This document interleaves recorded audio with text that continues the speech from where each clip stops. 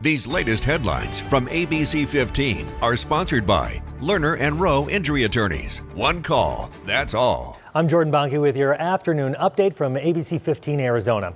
Phoenix Sky Harbor receiving some major federal funding. The Biden administration announcing grants for more than 100 airports. Sky Harbor will get $36 million to help improve piping and update cooling towers to save water and improve air conditioning.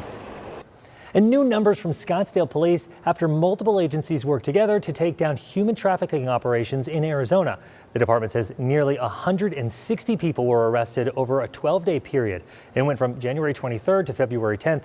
Several other police departments, with the Phoenix, Goodyear, Avondale, and Mesa police, were involved in this as well.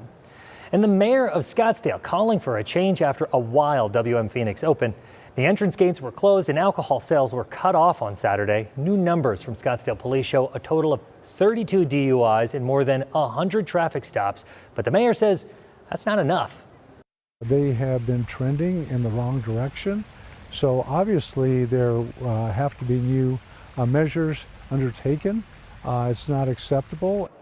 The mayor says that he's still waiting on a summary of all of the issues from the tournament from the city manager's office. And in the state of education, more school districts starting to offer dual language immersion programs. That means that half the school day will be taught in English. These programs typically are reserved for elementary schools in Arizona, but now Phoenix Union will be the first high school district to offer this. According to the Department of Education, dual language is still a topic of debate at the state level.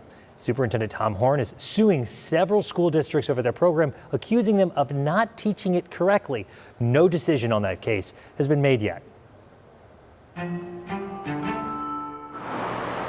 Price, condition, history, all important when car shopping. But lately, buyers need to check something else. I think that a lot of times dealerships will sell the cars without actually having the title on hand. Consumer protection attorney Young Choi says too often dealers aren't giving buyers titles, proof of car ownership in a timely manner required by law, especially online used car dealers. It may even be some kind of systematic problems on why they cannot transfer title and ownership in time. Choi isn't talking about specific companies, but he says he's concerned if any file bankruptcy or go out of business. Those can get pretty messy on exactly how do you get the title to the car that you bought. So if you're buying online and want to finance, Choi says you need to protect yourself. Usually shopping around for a good rate at a credit union or bank is a good idea.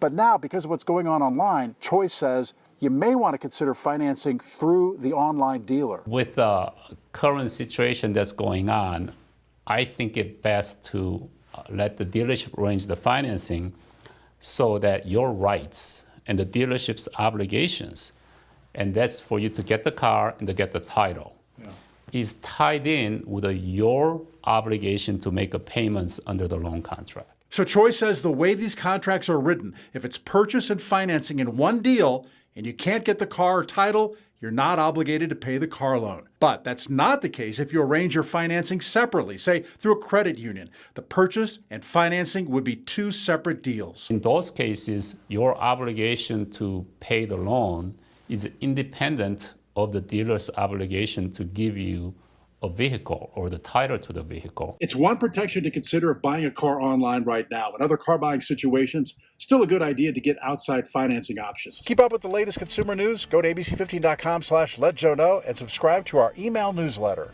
I'm Investigator Joe Ducey. If you got a problem, let me know. Time now for that most accurate forecast. I'm meteorologist Iris Hermosillo. It's going to get a little warmer. Temperatures back above normal after reaching a high of 71 yesterday. Phoenix tops out at 74 today with milder temperatures to our north and west too. Upper 60s to low 70s from Bullhead City down to Lake Havasu, Yuma in the mid 70s today, and 40s to 50s up north. And then those temperatures climb even further tomorrow and especially this weekend. In fact, as you're thinking about your weekend, look for highs right around 77 in Phoenix both Saturday and Sunday. Very consistent temperatures through the weekend across the state, but warmer temperatures overall with spots like Flagstaff back into the low 50s this weekend, mid 70s out at Lake Havasu. And also you'll notice temperatures in the low to mid 60s in spots like Winslow, 60s, and a few 50s in spots like Payson. We'll stay dry through the weekend. Next week, still watching for maybe a very slight chance for showers. For the valley, that means Tuesday. A stray shower looks possible by the evening into very early Wednesday morning before we dry out and get a little cooler. Up north, those showers could begin Monday and continue through midweek. And we'll have another update tonight. Until then, get the latest news, weather, and traffic at abc15.com or by downloading the free ABC 15 mobile app.